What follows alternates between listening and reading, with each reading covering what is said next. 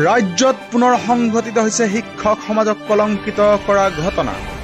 এইবাৰ ৰাজ্যখনৰ এখন প্ৰাথমিক বিদ্যালয়ৰ এজন প্ৰধান শিক্ষকৰ বিৰুদ্ধে অভিযোগ উত্থাপিত হৈছে তেওঁৰই নিজৰ ভাই বোৱাৰীকক ধৰ্ষণ কৰাৰ অপচেষ্টা চলোৱাৰ। আৰু এই অভিযোগ উত্থাপিত হৈছে কামৰূপ জিলাৰ ছয়গাঁও খণ্ড প্ৰাথমিক শিক্ষা বিষয়াৰ কাৰ্যালয়ৰ অধীনস্থ 1284 নং চৌধুৰীপাৰা প্ৰাথমিক বিদ্যালয়ৰ প্ৰধান শিক্ষক মীৰ হুছেইনৰ বিৰুদ্ধে। অভিযোগ অনুসৰি যোৱা 31 অক্টোবৰৰ নিশা মীৰ হুছেইনে তেখেতৰেই নিজৰ ভাই বোৱাৰীয়েকক স্বামী ঘৰত নথকাৰ সুযোগ লৈ চলাইছিল ধৰ্ষণৰ অপচেষ্টা আৰু পিছত মহিলাগৰাকীয়ে চিঞৰ বাখৰ কৰাত তথা আত্মীয় আহি পোৱাত পলাই যায় অভিযুক্ত শিক্ষক মীৰ হুছেইন।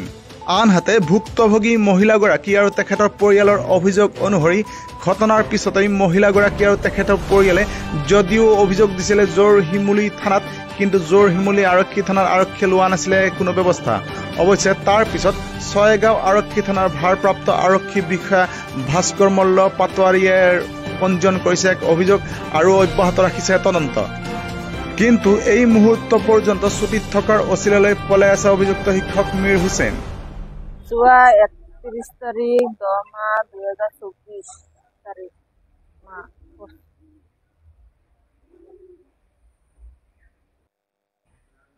বৃহস্পতিবাৰ ৰাতি মোৰ স্বামী ঘৰত নাথাকোতে মীৰ হুছেইন মাষ্টাৰ মোৰ ঘৰৰ পিছফালে দি আহি মোক হাপুতি ধৰিছিল, জাগায় বেজাগায় হাত দিছিল,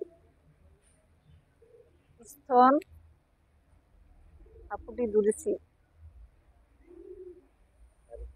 তাৰপিছত মই চিঞৰিব কৰোঁতে মোৰ ভাতিজা দৌৰি আহিছে, তাক দেখি দৌৰি পলাই গুচি যায়।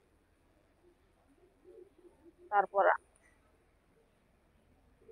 সেইদিনা ৰাতি মই থানাত গৈছিলো, তাতে এজাহাৰ দিছি, তাক কোনোই কৰা নাই, কোনো ব্যৱস্থাই কৰা নাই।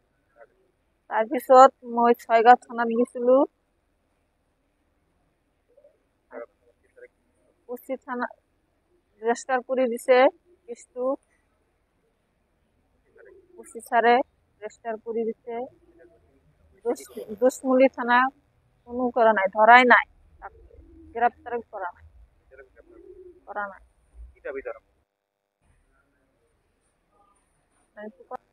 অসমৰ মুখ্যমন্ত্ৰী ডাঙৰীয়া আৰু জিতু সিং ডাঙৰীয়া মই অনুৰোধ জনাইছো যে এনেকুৱা শিক্ষক যাতে ব্যৱস্থা কৰে। এই স্কুলৰ মিনি মাষ্টাৰজন মোৰ মেজুদক হয়, মোৰ ভাইটি। তাৰ তলত গোটেইকেইটা সৰু জাকিৰ হুছেইন বুলি মোৰ ভাইটি হয়। তাৰ মানে ফাৰ্ষ্টত বিয়াটো কৰাইছিল, ডাঙৰ বোৱাৰীটো মানে সি পচলাই ইয়াত তাৰ পৰা মানে ভাত চাৰা কৰি পেলালে। তাৰপিছত আকৌ সি নেক্সট ইয়াতে বিয়া পাত কৰি বিয়া কৰাৰ পিছত আকৌ লাহে লাহে ফুচলাই মাজে মাজে হঠাৎ তাৰ পইচা হাত জাতি থাকে, তাৰ বেয়া কথা কৈ থাকে। কোৱাৰ পিছত মোক মানে ক'লা যে এনে কথা, দাদা এই মাষ্টৰ যে মনে বেয়া কথা কৈ থাকে, পইচা টকা পইচা সাজি থাকে। মই তাৰপিছত এইটো মই গম পাই মানে তাক মই ইংগিত দিলোঁ। ইংগিত দিয়াৰ পিছতে কেইদিনমান মানে অলপ দমন ধৰি থাকিল। তাৰপিছত আকৌ এইবাৰ এই 15-20 দিন মান হয়, বেছি হৈছে, 1 মাহ হৈ গেছে আর কি। 1 মাহ আগত সি মানে মঙ্গলবার বার আসি আমার ভাইটি জাকির হুছেইনে সন্তুলিত বাজারত গেছিল রাতি 9টা বাজাত। রাতি 9টা বাজাত এই ঘৰৰ পিছফালে দিয়ে আহি ঘৰৰ সন্মুখত আহি মানে তাক বুকু সাবটি ধৰিছে আৰু বেয়া কথা কৈছে। মানে তেতিয়া মানে সেই চিঞৰ বাখৰি কৰা অৱস্থাত ময়ো ঘৰত নাছিলোঁ। মোৰ ঘৰত আমাৰ ছোৱালী আছিল, আমাৰ ছোৱালীজনে দৌৰি যায় কাৰণে চিঞৰ বাখৰ শুনি দৌৰি যোৱাৰ পিছত মিৰু মাষ্টৰ ঘৰৰ পৰা গুচি ঘৰত সোমাই গেছে। সোমাই যোৱাৰ পিছত তাৰপিছত মানে হাল্লা চিল্লা হৈ গ'ল। আমি তাৰপিছত থানাত যাই এই বোৱাৰীজন লৈ আমাৰ জাকিৰ হুছেইনে কেছটো দাখিল কৰিছে। না ধৰ্ষণ কৰা নাই, এজাহাৰত মানে ধৰ্ষণ কৰোঁ বুলি মানে ই কৰিছিল আৰ কি, কৰা নাই।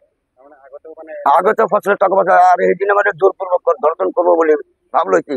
কিন্তু কৰিব পৰা নাই। মোৰ ছোৱালীজনী যাই কেনে মানে চিঞৰ বাখৰ শুনি কেনে আকৌ দৌৰি যোৱাৰ পিছত মাছটো ঘৰৰ পৰা মানে দৌৰি কৰি ঘৰত সোমাই গৈছে। তাৰপিছত মানে থানাত ইজাহাৰ দিলি, কেছটো দিলোঁ। দিয়াৰ পিছত মিৰি মাষ্টৰে কি কৰিলে, এই মাছবোৰ ধৰি কেনে আইচি টকা খুৱাই মোৰ কেছটো কোনো একশ্যন নলয়। মইতো মানে পইচা পইচা দিব নোৱাৰোঁ, মোৰ ভাইটো দিব নোৱাৰি, মাষ্টৰ চাকৰি কৰা মানুহ। ই পইচা দি আইচিক মানে আমাৰ কেছটো মানে ৰেজিষ্টাৰ কৰা নাই। নকৰি ই আৰু বেলেগ মোৰ ওপৰত চাকৰিৰ ওপৰত বেলেগকে মানে বেয়াকে কেছ লিখি সি মানে মোৰ সৰু ভাইটি চাকৰি চালান কৰি দিলে টকা দি। দুখীয়া মানুহ, আজিকালি টকা নাই, যাৰ তাতে কোনো দম নাই। সি মানে এই তাৰপিছত আমি কেছ কৰিছোঁ।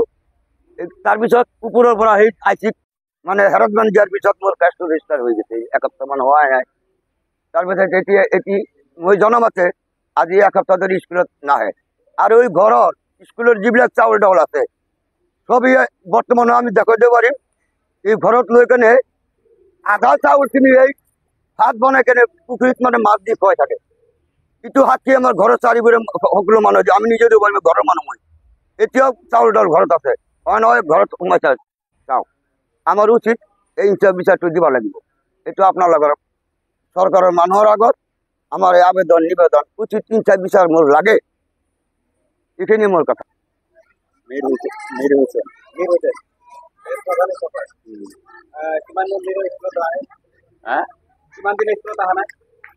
শুকুৰবাৰৰ পৰা অহা নাই,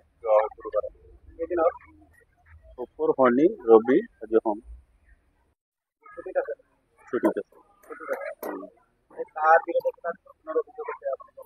নাই, গম নাপায়। মেডিকেলত যোৱা বুলি মানে এনে মাপ লৈছে, মই স্বীকাৰ কৰাটো শুনা নাই। নহয় মানে কৈছে যি হৈছে হৈছে মোক মাফ কৰি দিয়ক আৰু কি। তাৰপিছত সিহঁতে মানে কৈছে আপোনালোকে ওলাই যাওক, আমি সুধো আৰু ল'ৰা মানুহ সুধো। তাৰপিছত কি ক'লা মইতো শুনা নাই। শিক্ষকজনৰ বিৰুদ্ধে আপোনালোকে কি ব্যৱস্থা গ্ৰহণ কৰিছে? একদম উচিত বিহিত ব্যৱস্থা কৰিব লাগে। এই যে আমি তাক উলিয়াই দিছোঁ, স্কুলৰ পৰা উলিয়াই দিছোঁ। না ৰিটাৰ্ণ একো দিয়া নাই, আমি উলিয়াই দিছোঁ তাক। আৰু এটা কথা, তাই একমাহো হোৱা নাই, আমি ট্ৰেইনিঙত আছিল, মানে কি আমি আৰু চাই চিতি ল'ম আৰু কেনেকৈ পঢ়াই নপঢ়াই। ট্ৰেইনিং পিৰিয়ডতে এনেকৈ কৰিছে। আমি নাজানো, সেইটো নাজানো মই। হা, বৰখাস্ত কৰিছোঁ। আৰু ল'ৰাজনকে তাৰ দেউতা আহি লৈ গৈছিল।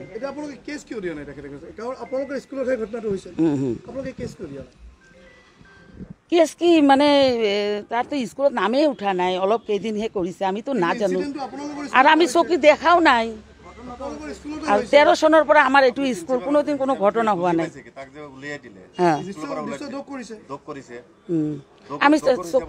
নহয়, আমিতো চকুৰে দেখা নাই নহয়। আমাক কোৱা নাই, আমাক কৈছে গা বেয়া হৈছে। যেতিয়া গৈছে পোহৰলৈ আহিছে, যোৱাৰ পিছত এতিয়া ঘৰত যাই কি কৈছে নকৈছে এইটোতো আমি নাজানো নহয়। বিজু মানে কি সিহঁতক ক'লে যে ইহঁতক মাতিব লাগে, তা আমি যি প্ৰকাৰে হওক মাতি চাতি লৈ আহিছোঁ। তাৰ ককাই কয়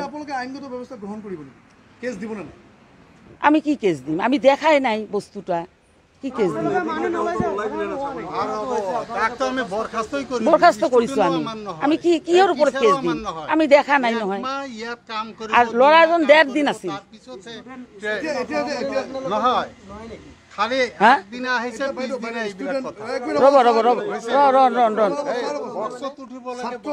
মানসিক অৱস্থা ইমান বেয়া হৈ আছে, ঘৰত বহি বহি কান্দি আছে।